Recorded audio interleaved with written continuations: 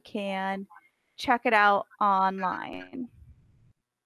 So again, this is just about us and our social media. So if you like this and you want to share out the video later, you can do that and tag us. We like to be tagged in things. So I wanted to open it up first with, why do you want to blog? And I'm going to stop sharing my screen, and I'd like everyone to go ahead and introduce themselves and talk about why you're interested in blogging. Well, I'll go first. I'll be the first for you. You always need somebody who's willing to go first, so I'll do that for you. So I'm Nanette Polito, and I'm a success coach, by the way, and I do some blogging, but I don't do enough blogging at all. And I want to blog for a couple of different reasons. One is for my business, but in my business, I also like to try to make my blogs personal to help people's lives. And that's one of my big things, is I just like to help people's lives. So that's why I want to blog. Great. I guess I'll go next. Okay. I was invited by Nanette, and blogging is something I've thought about, know almost nothing about. Okay. But I tend to be wordy in my business posts.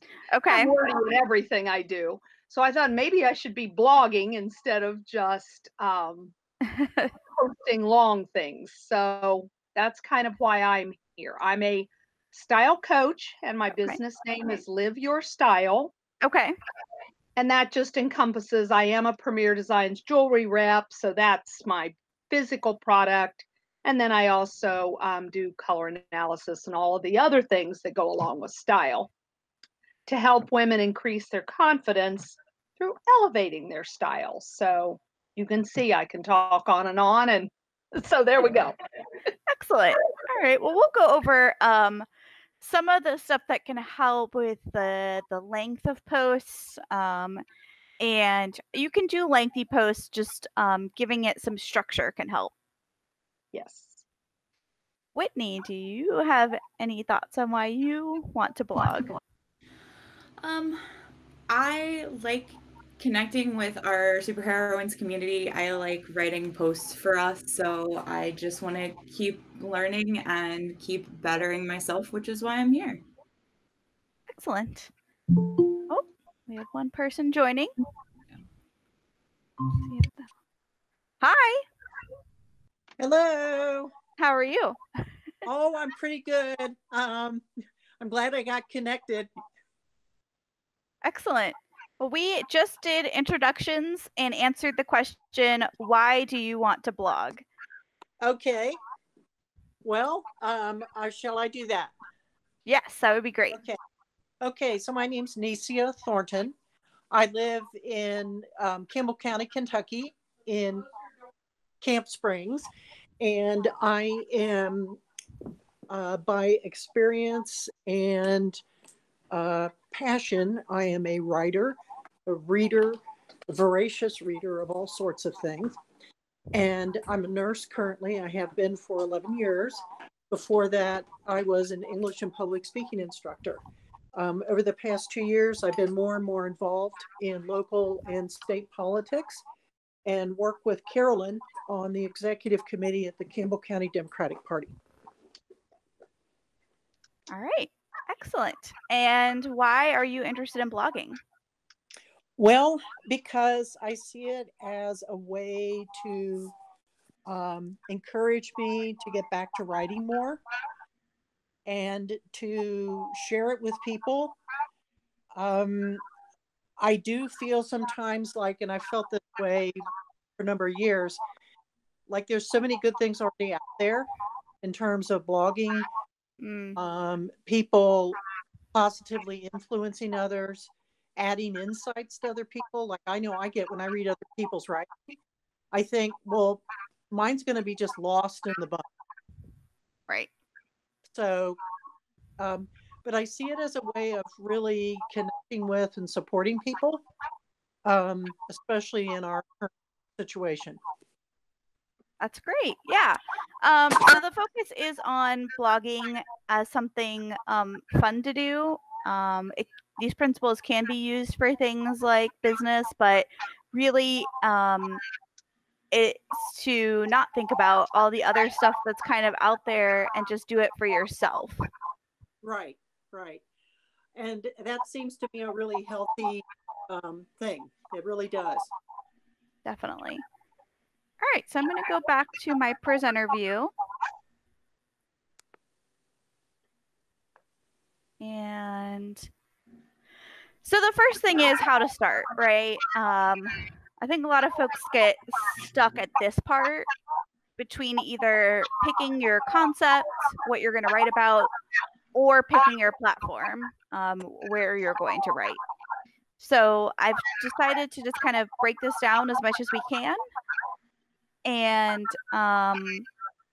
then we'll have some discussion around each of these areas so that you can start thinking about how you want, what concept you want or what platform you want to use. Nisia, I might recommend that you mute yourself when you're not talking, only because I'm getting a lot of feedback. Yeah, that's what I was just noticing. I'm trying to, okay, let me see here. All right, that seemed to, maybe?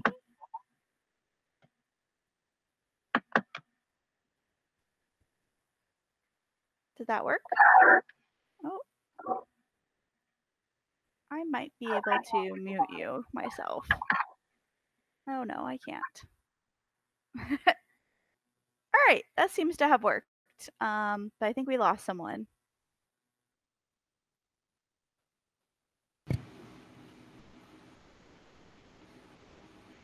Yes. Oh, there we go. Okay. So I'm going to pull up my screen again. And so for your concept, subject, or theme, I think there are 3 areas that you can choose from in terms of where you want your focus to be. The first one is passion. The second one is filling a need. And the third one is unique knowledge. And I picked 3 examples of these that you're welcome to visit their blogs afterwards and see how they put these each of these areas into practice. So the first one is Design Addict Mom. She is a home design person. I don't know that she would even describe herself as an expert. She's just really passionate about it. And when you look at her blogs, like About Me section, this is how she describes why she started blogging. And really it's all about passion. She wasn't doing it out of, trying to find like a specific niche or because she had like a specific piece of knowledge that someone else had or didn't have. She is doing this because it's something that she gets really excited about. For the fill a need, I picked a platform called A Practical Wedding. And I think they fill something in the wedding industry that doesn't exist anywhere else. For example, when I would go to like wedding, what do they call those things? Like the expos, wedding expos and things like that. My fiance at the time, husband now, would come and there wouldn't be like a spot for him to even mark off that he was the husband. Like they just didn't even expect the husband to be there. And A Practical Wedding is sort of in response to things like that in the wedding industry so that like everyone who's planning a wedding can be part of the experience. And then the third area is unique knowledge. And I picked, I can't remember the name of this blog. I just put the logo up there. It's a very specific diet website that I'm on that helps with some of my digestive issues. And what they've done is taken some of the information that's out there on how to do this diet and actually made recipes that you can use at home as opposed to just having like the guidelines. And I want to take a minute and oh, it didn't share the page, did it? Nobody said anything. I messaged you. Oh. I didn't want to interrupt. You were on a roll. Can you see this? No. Huh. All right, give me just one Technical second. difficulties. Yeah, for some reason it's like rejecting presenting. Okay, can you see this now? Yes. Excellent. Sorry, I just kind of rambled there for a while. And so here are the 3 blogs that I was talking about. You can take a moment to just kind of like read their mission statements essentially. And then what I would like to do is take a couple minutes and have each of you write down 1 to 3 things, themes, concepts, subjects in each of these areas that you feel you could blog about. So the first would be, what are you passionate about? And think about 1 to 3 things that you have a passion about. The same for fill a need and the same for unique knowledge. So I'm going to leave this screen up here. And this is a great place to start asking questions if you have them. And I'll give it a couple minutes for everyone to write down those 1 to 3 things in each of those areas. Yeah, if you want to do it in chat, I did mute everybody, but only you guys can unmute yourselves.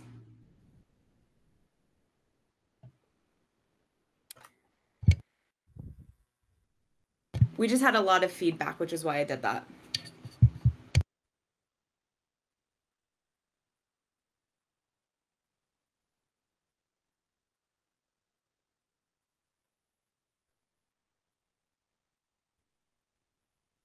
Does anybody have questions so far?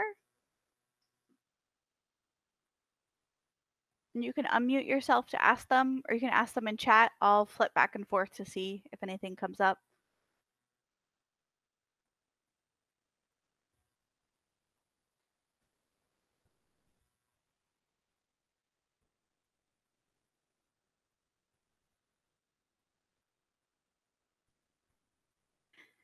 Has everybody been able to come up with at least 1 thing?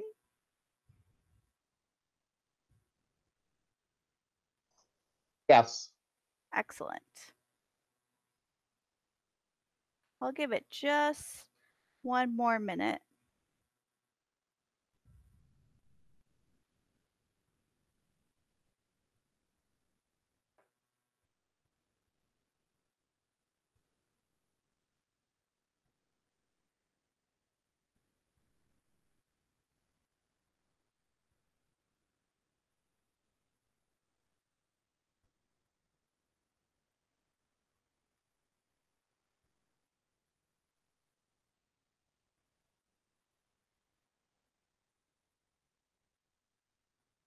Okay. Does anyone feel comfortable sharing some things? I see Nicia put some stuff in the chat. I lost the chat. It's on the right-hand side. Yeah, no, I had it up, but somehow I lost its back now. I'll go first. Okay. As a presenter, again, I always know you need someone to be first. So I always get that.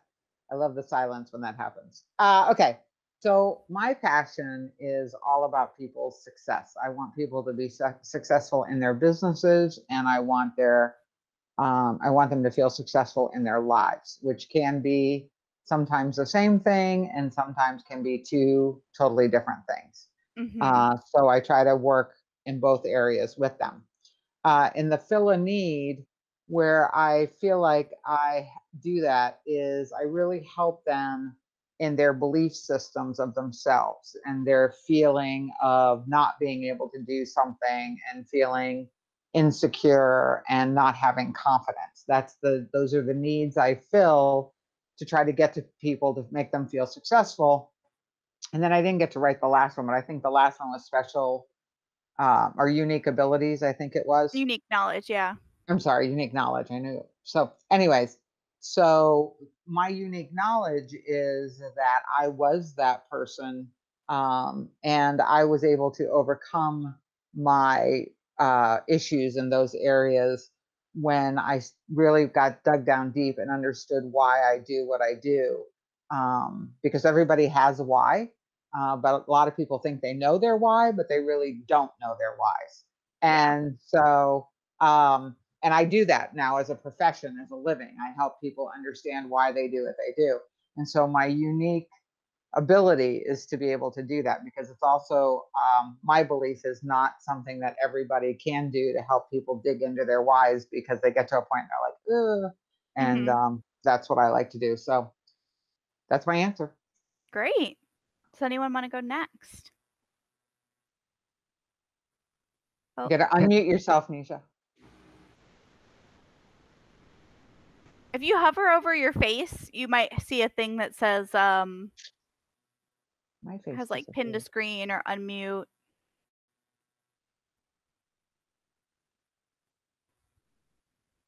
Or if you go to the people section on the right side.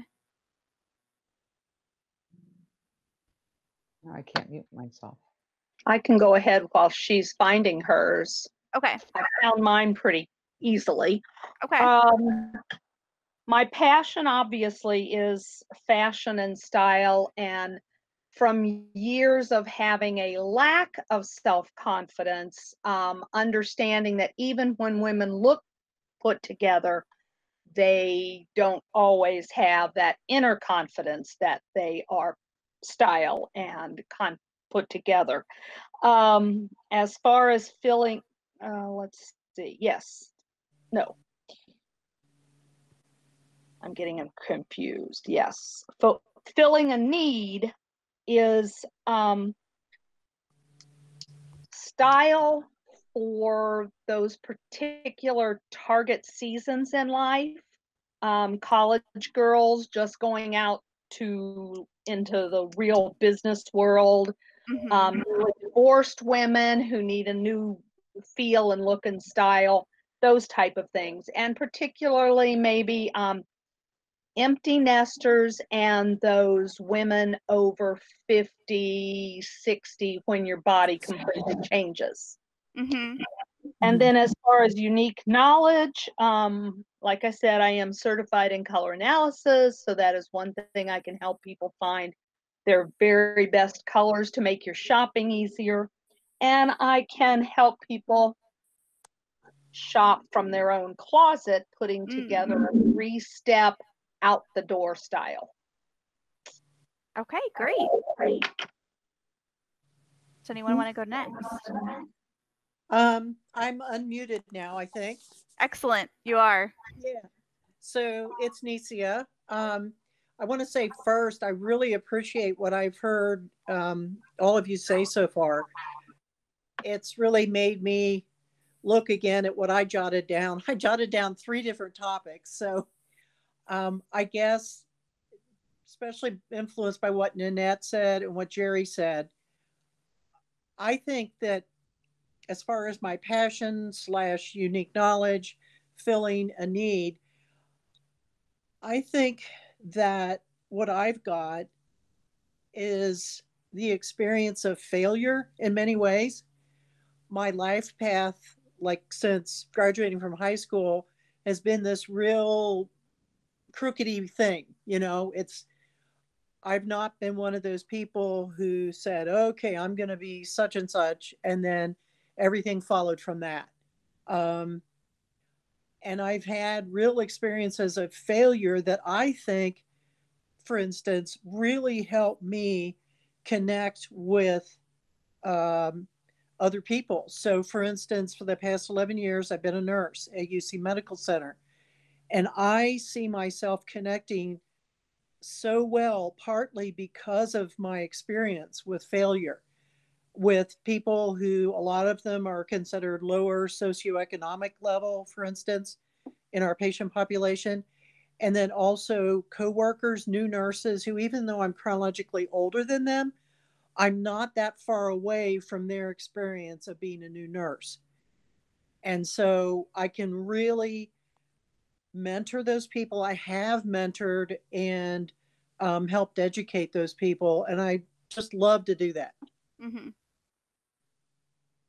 And I think it's kind of interesting to see where everybody went, because in the list that you pulled up, you could pull from any one of those areas and do a different blog. Okay. And then for our folks who went first, it was like everything kind of connected and came together for you.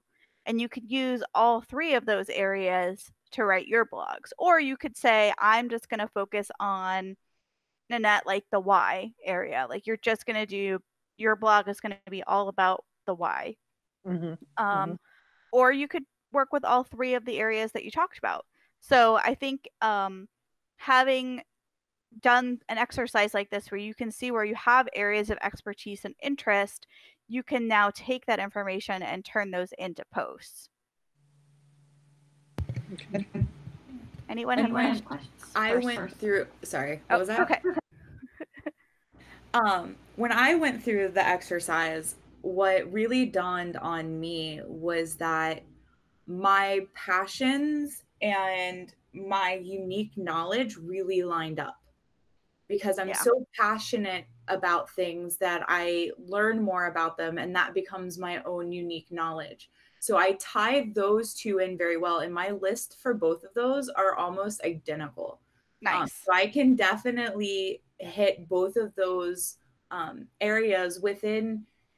I could take one topic and I could almost write multiple posts, some of it being a passion, some of it being unique knowledge. And then just because of the nature of what she does as an organization, most of my unique knowledge and passion is around geekness, fandoms, tech, things like that. That also fills a need because we're trying to build that community for women and non-binary folks. So like I can honestly take one topic and hit all three of those points just from, I don't know, just from like my passion. So like that's what really hit home for me when I was doing this activity. Awesome. Great. Okay, let's go. Hopefully this works now and you can see my screen coming up. Yes, maybe. It's trying. It's there. Excellent. Okay. So that second bullet point that we had talked about on how to start was on picking your platform. So there's two different paths that you can go. If you don't have a website already that allows you to blog, you can choose to just use a platform that will allow you only to blog. So this would mean a little bit less maintenance, a little bit less customization in terms of design. There's pros and cons there. Blogger and WordPress are probably going to be your top options. And you'll see that I have WordPress on here twice, once under the just for blogging and the other for a blog plus website. I think WordPress did that just to be as confusing as possible, because they are actually two different sites, two different ways. WordPress.com is just for blogging, and WordPress.org is for creating a website. So I'm really sorry. That's very confusing information, but that's how the world works sometimes, I think. So Blogger is run by Google. It's very easy to use. A lot of blogs use this platform. WordPress.com is very similar. All you have to do is set up an account, put in some very basic design information, and then you're ready to rock and roll. Medium is a little different. How many people have actually read a Medium article before? I'll jump back and look. You can raise your hand. Okay. I'll actually pull it up for you. It looks like kind of a fancy, cool website for news, essentially. But it's actually just a lot of people out there in the world who are sharing their information. And apparently I have to sign in, so I'll do that really briefly here. All right, here we go. I will show you that website. Can everybody see this? I can. Okay. So this kind of looks like a news website, right? You've got your header, you've got a little bit of a blurb, you've got a really nice picture. It's all very curated. But this is actually all collected from a wide variety of people on the internet writing about specific topics. So I do some web development on the side. I follow a lot of information about web development and web design. This article is all about that, but it's written by this prototyper person. And if I jump back, there will be plenty of other articles on here in the same genre of, let me see if I can just click on visual design. And there will be different folks writing about it. I'm trying to pick one that doesn't have a star. The star means it's like exclusive, but I'll just pick a star. Premium article. So you can see here, anyone can publish on Medium. Medium's a little more professional looking. It makes it so that you don't have to set up a website. And sometimes your voice will get out to more people because this platform is accessed by pretty much anyone who's interested in a particular topic. Does anyone have questions about Medium as a platform? Okay. Go back to. Okay. And then the other one I wanted to talk about, this is a little bit for the, I don't know, does anybody have any Gen Zers in their life? The young folks out there, you know, the teenagers and college students, they're all into Tumblr. It's a little after my time. That's another platform that people use. It's a little less professional. So if you're looking to be a little more polished, probably Tumblr isn't the space you'd want to use. But if you want to write specifically about a passion, it's very popular with like geek communities and other like fandoms. Tumblr is a really great space to use. Is anyone interested in creating a website along with their blog, or has a website that they want their blog to be hosted on? Okay, so I know Nanette does because I made her website.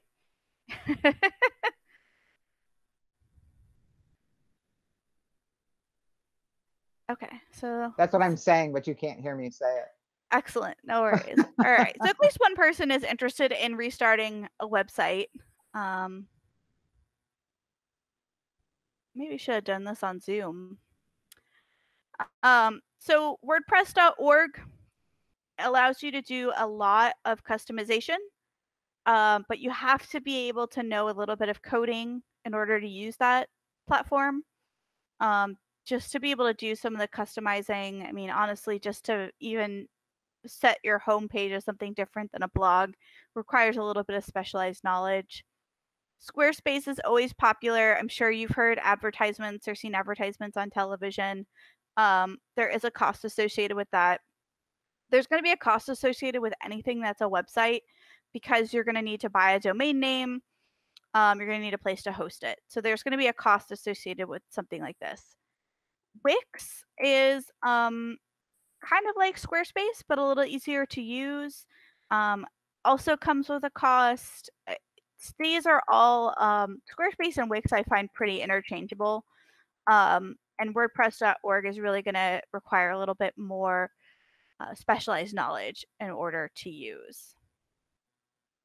Do we have questions so far about platform options?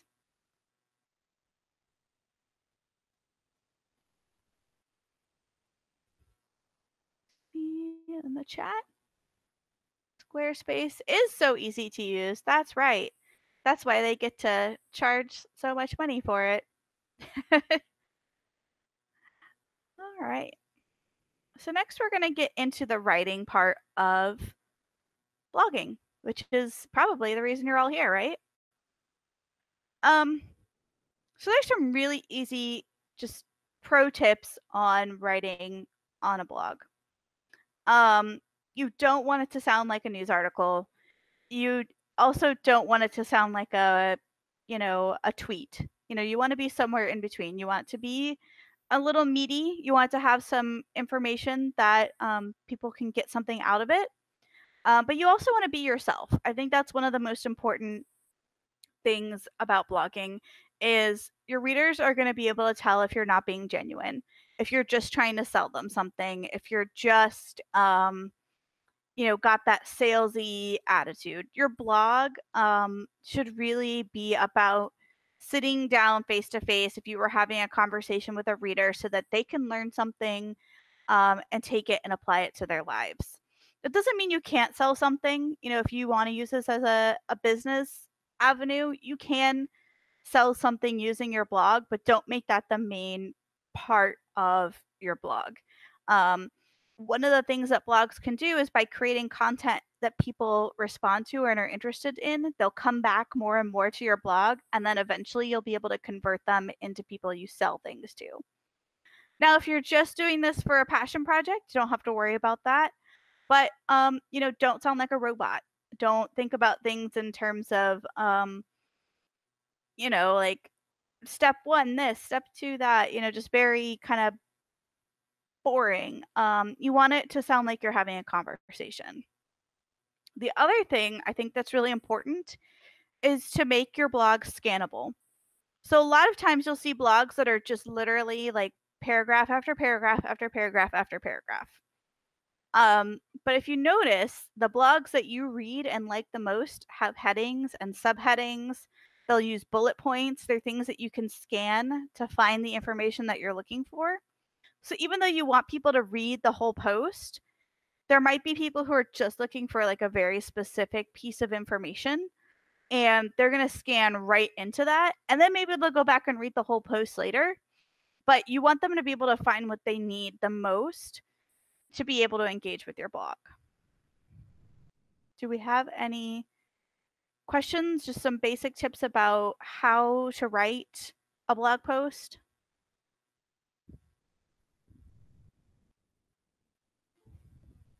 I'll tell you the line I love the most that you just put up there, and I wrote it down, was be genuine, be original. Write like you're sitting down face to face with your reader and are chatting. Mm-hmm. I think that's the best takeaway so far for me, because I think that's really how those are the ones I like the most, are the ones that I feel like people are just talking with me. Yes, definitely. Right. So the next thing I like to emphasize is accessibility. And it's something that we don't think about very often because most of us don't have vision impairments or other disabilities that could make it difficult for us to access website information. But the great thing about accessibility is it reinforces my point about making things scannable. So if you listen to a screen reader, it goes really, really fast. It's really interesting. I very much encourage you to Google YouTube videos of people using screen readers. It's just such an interesting process. But screen readers will use those headings and subheadings for people to tab through their content and then be able to find specific things that they're looking for. So it should look like on the right over here, an outline for a paper. Or, I mean, I know a lot of us have not written papers for school in a very long time. But our teachers would definitely encourage us to write out an outline that, what content we're going to put in our paper. I very much encourage you to use something like this when you are writing your blog post. It will help you in order to make your information more scannable. But then if you're not really familiar with code, this H1, H2, H3, these are that's the code for the size of the heading. And screen readers will use that in order to scan through the information in order.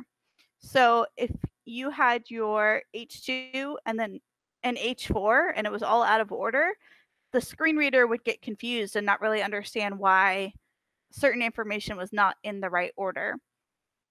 I know that that's kind of a weird concept. So I want to stop there and ask if there are questions about that specifically. There are a couple of questions in the chat. Okay. So you don't have to know how to code in order to do that.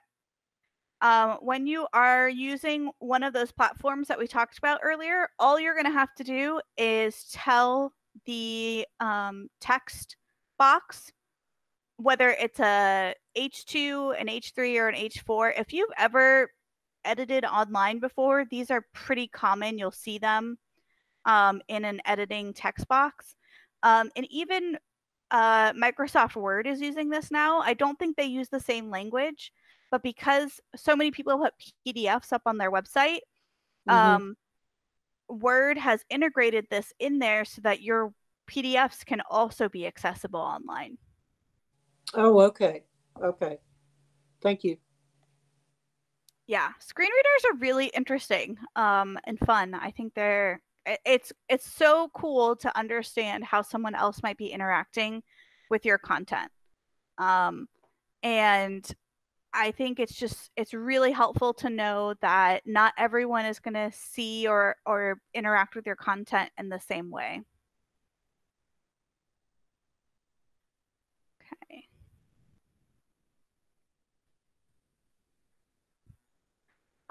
The other thing that I encourage you to do is to use alt text on your image. That means alternative text. So you put an alternative piece of information along with your images. Most of your website editors, blog editors, are going to have a space, like when you add an image, it'll say, do you want to add an alt text? It will automatically prompt you to do this. There's nothing special. The most important thing about it is that if you are a person with a vision impairment who can't see the picture, the screen reader is going to read out that alternative text in order to describe what the image is for screen readers. The other thing is that if someone has a really slow internet connection and the pictures are not loading, instead it will load this alternative text so people can understand what picture you had there, even if they can't actually see the picture. Are there questions about that concept? There's one in the comments. Okay. You want to jump over? I was going to answer, but it's not necessarily automatic. Most of your platforms are just going to ask you to enter that information. There's some great information out there on the internet where you can get tips on how to write alternative text. But the thing I like to do is, like, if my eyes were closed, how would you describe this image to me? What does it mean in the context of your blog? So if you have sense. a picture of someone eating a picnic under a tree and your blog is about food, you might want to make like a picture showing people eating picnic food under a tree. Okay. So the alt text prompt would be automatic, for instance, on Squarespace. Yes, yeah. Okay, thank you. You don't have to do anything special. There will be some sort of box to enter that information somewhere.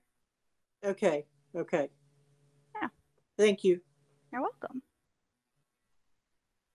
Okay. So I found this really fun picture on the internet, and I thought it was really clever in thinking about how to compose the perfect blog post. You'll have your headline, you'll have a little bit of an opening with some imagery, and then you'll kind of keep going down with your subheaders and content in order to get people to scan through your content and find what they're looking for. If you are using your blog for business or for a certain mission or something where you're trying to get people to take action, you can also include a call to action here periodically on your website. Some examples might be subscribe to my email newsletter. Maybe there is a protest going on you want people to sign up for. Maybe there's a certain product that you're trying to sell. And so you can include some of those call to actions like, oh, I've got 25% off in my online store. Check this out. Oh, sorry. So this, and you'll have access to this. I'll send out the presentation and the video. But I think this is a really good example of how you could structure a blog post with the content that we've talked about so far. And if you have questions, feel free to unmute yourself. It's been hard for me to kind of flip back and forth between the chat area. One of the most important things that you can do is write a really good title. So a lot of times people will put titles that are not very descriptive. Maybe they'll use a quote. Maybe they'll use something a little too generic. So what you want to do is focus on a few things like popular queries like how to, or trends, or like I know I tend to look at like what are the clothing trends for 2020, things like that you think people are going to be looking for online during a certain period of time. Using adjectives or numbers, top 10 Netflix videos is always a really popular post for things like BuzzFeed. So think about, you don't want to lead people astray, but definitely like think about how you can reorient your content or to fit into like a specific title. So like if you're talking about mentoring nurses, you could say like the top 5 secrets to mentoring a new nurse. So there's just different ways to kind of package the information that you have. You also want to keep it short. Google is going to cut you off at a certain number of characters. I think it's 70. You don't really need to remember that number. Just make sure you're keeping things really short. And like I said, don't mislead people. Don't say top 10 trends for 2021 and then have like 5 of them and the rest of it is like links to another website or something. Don't make people feel like they've come to your post and not gotten what they wanted. And then there are plenty of other really awesome people who've already composed some great lists of topics that you can use on how to make a really compelling title for your blog, how to boost your website, how to get rid of squirrels from your yard. I know that can be really problematic. So different ways that you can structure those blog post titles so that people will be interested and excited to read what you have. Are there questions about blog titles? Whitney, are there any questions in the chat? No, I'm keeping up and trying to answer when I can. Okay, cool. Something to make it easy on you is to plan your blog content in advance. So when we sat down and we thought about the different areas of subjects that we could talk about for our blog, passion, filling a need, unique knowledge, we did that in like 2 or 3 minutes. And a lot of people call stuff like batching, so like sitting down and doing one thing at one time. So one thing you can do is create a really long list of blog titles. Think of 10 to 15 all at once that you're going to want to write about over the next couple months. And then you have your concept for that blog ready to go, but you don't have to write all the content all at once. You just know what you're going to write about next week, the week after. The other thing that you can do is come up with a blog calendar. how often do you want to post? I think a lot of people respond to folks who have a pretty regular schedule for posting. It can be very easy to do something like once a week. Once a week I'm going to write something. It's always going to be on Wednesdays. You're going to get my Wednesday blog post. So once you have that in mind, you can put that on your calendar. Okay, Wednesday, I'm going to have a blog post up. I'm going to use the topic that I came up with last week on vision boards. I'm going to do my post about vision boards on Wednesday. And then you have it already in your calendar, ready to go. Sorry, that's Petey. And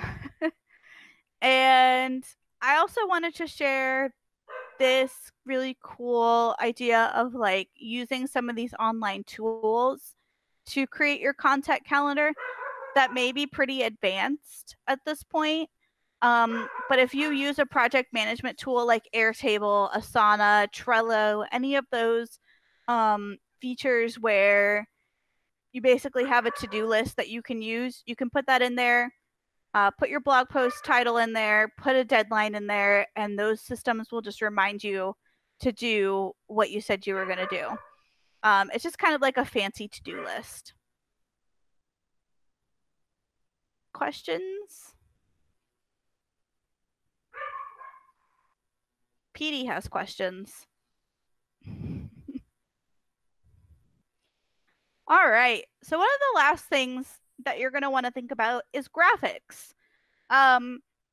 This is the cover of your book for your blog, right? People are going to judge you if your graphics are blurry, if you have something that doesn't relate to the content on your page. I really like to just use some of the free pictures that are out there online from websites like Unsplash or Pexels. There's so many free photo websites out there at this point.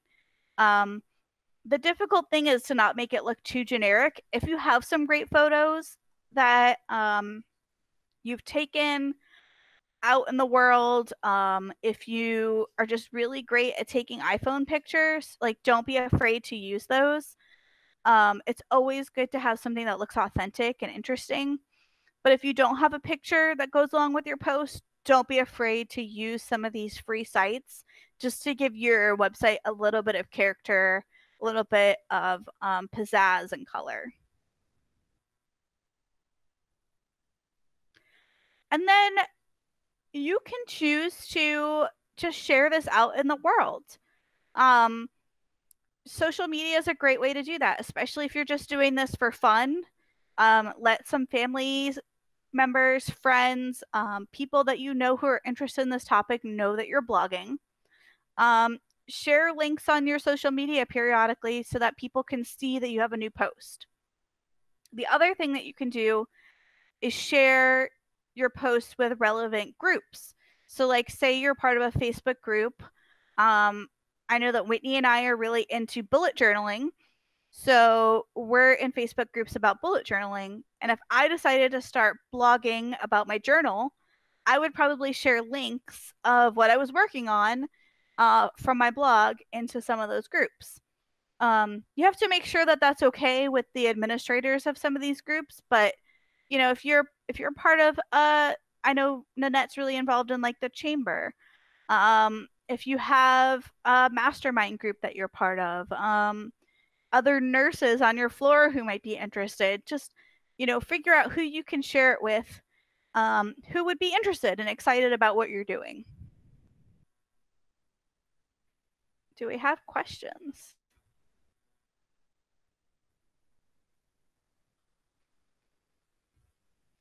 There's a question about bullet journal. Whitney is. Hold on, I'm actually taking my notes in it. So I've done a couple of classes for us. It's basically like a self-project management type of journal, where you can keep lists and trackers and daily trackers and things like that, but also take notes. And then you use a key system. We've done some events on it before. So. Huh. It sounds interesting. Kind of, I know that I feel like I have so many things going on, or so many things that I'm tracking or doing something about. It's hard for me to keep them all in my vision to see how they're going. Mm-hmm. Um, Bullet journaling can be really good for that. I think also if you're looking for a space to keep track of everything, and blogging is going to be part of that, there are some great like templates out there on the internet to integrate that into your bullet journal. And that's the other thing is I'm going very like high level, basic. Here is how you start blogging. Here are some basic concepts.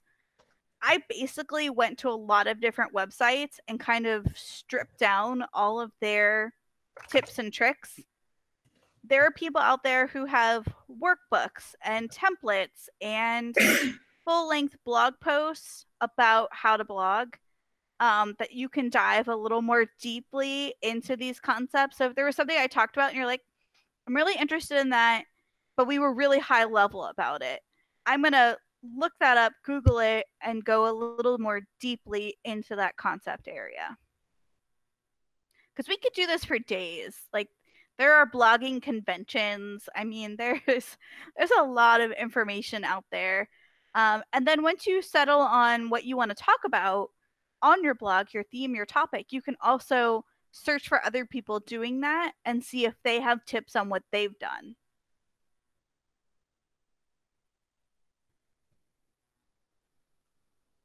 Okay. So our last slide is a pitch from Superheroines. As always. You can also blog for us if you like what we do, or if you know someone who wants to get into blogging and wants a platform. But I also put this in here because you don't just have to blog on your own website. You can reach out to other people and guest blog on their websites. You can look for companies or nonprofits who need help and see, like, for a company, definitely get paid for that work. For a nonprofit, maybe donate your time. And it's a great way to grow your skills without having to put all that investment into getting the platform together, coming up with all that content. It's something you can do once a month. Nonprofits are always really grateful when someone wants to do something for them. Businesses are always looking for people to write think content for their websites, especially smaller businesses that don't have time for that. So there are different ways to blog other than creating your own space.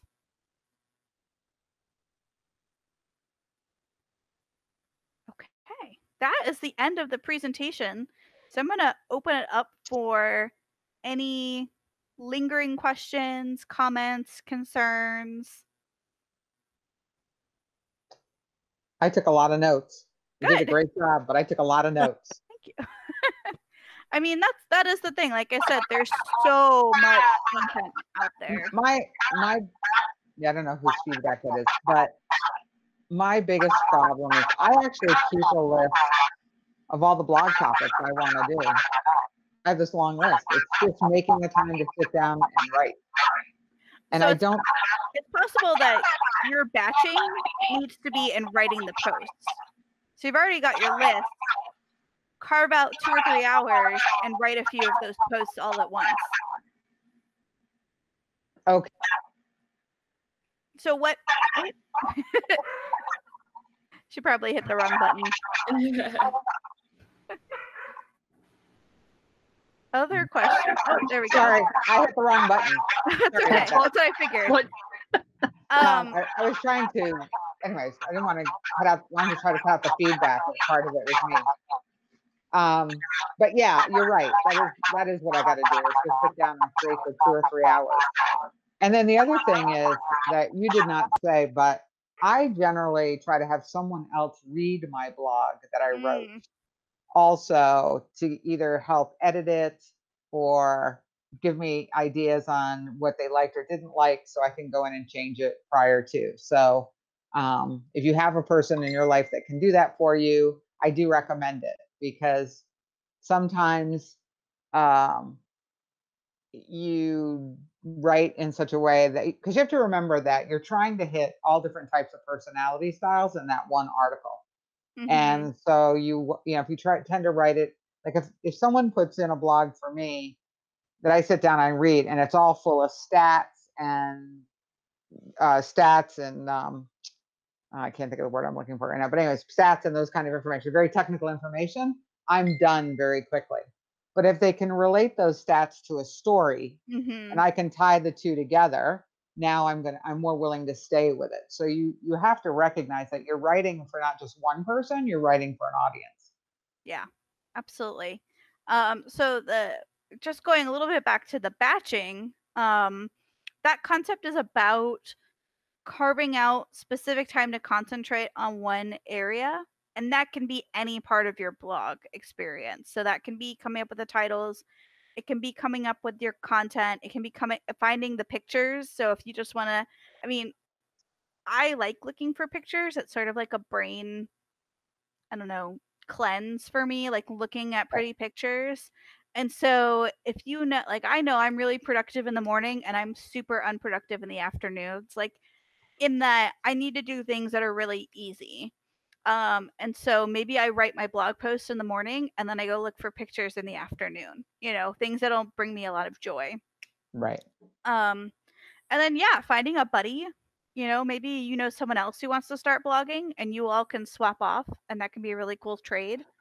Well, the other part of that is not only swapping off, and this is probably what I do need, is an accountability partner. Somebody else who wants to blog and I want to blog, and we become accountability partners to say, okay, I want to do this once a week. And you're saying to each other, did you do it? Like, Yep. So that's another great thing, I think, is getting an accountability partner for this. So in terms of productivity, you can increase your productivity and accomplishing your goals by 65% if you tell someone else that you're working on a goal. That's you can true. increase it by 95% if you have an accountability partner. And the funny thing is I train that to people. Well, there you go. Maybe and I have so many people accountable to me, but in this one area, this is my big fail. So you just need somebody else to say it to you. Exactly. That's exactly right. That's exactly right. There was a comment about infographics and infograms in the chat. Okay. Yeah, I mean, those are great for I think especially for sharing on social media.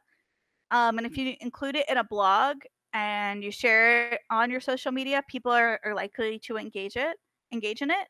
And there are some really cool free platforms that you can use to create infographics. Canva.com is super awesome for that.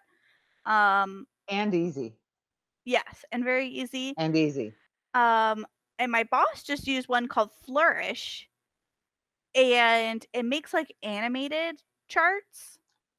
So if you've ever seen those ones where like it shows like over time like how popular something's become. So like I think I saw one for like movies or like record sales or something, like Madonna is all of a sudden really popular and then somebody else comes in and the Backstreet Boys get really popular, and like you can see over time like these really cool animated graphics. People respond to kind of those novelty and gimmicks. You don't need to overuse them, but if you have a really cool piece of data that you want to share, that's a fun way to do it. I mean, I could definitely see like really cool graphic like that around fashion trends. Like hot pants came in at a certain point and then I remember them. Yeah. I had a few pairs way back when. There's a great episode of Adam 12 where I've seen every episode of that show, by the way, where they see some people in hot pants and it's like so scandalous. And I'm like, I have seen shorter shorts IRL. But I mean, there's some cool things you could do with that where you could show like trends coming and going. Google searches are really cool fodder for that, where you can see where like a word that people have searched for has become popular over time. I can't think of one off the top of my head, but it's always like a really surprising, like this term just became like really popular all of a sudden and everyone's using it. Yeah. Basically use the stuff that's already out there and give it your own perspective, so that people can put some context to that information. And if you use other people's content and you give your own perspective to it, tag them in on it. Because that way they then see that you are using it, and they might put it out there also, which gets you out in front of their audience also. Absolutely. Always give credit where credit is due. I mean, there's a funny thing out there I heard years ago. It's called CASE, copy and steal everything. However, you don't want to steal it to the point where you get into a lawsuit with anybody. But if you give credit where credit is due, you can definitely use it. Absolutely. Well, we're right around 3 o'clock. So are there any last minute questions? I don't have any, but Carolyn, I want to thank you very much for this. And Whitney, thank you for your help. Greatly appreciate it. I took a lot of notes, and I'll use some of this stuff. So now I just have to find an accountability partner and get on it. Well, good luck out there. It's going to take a little while for this video to process. But then once it is up, I will share it out. Awesome. Well, thank you. Bonnie, I'll see you soon. Bye, everyone. Bye. Good afternoon. You too. Bye-bye.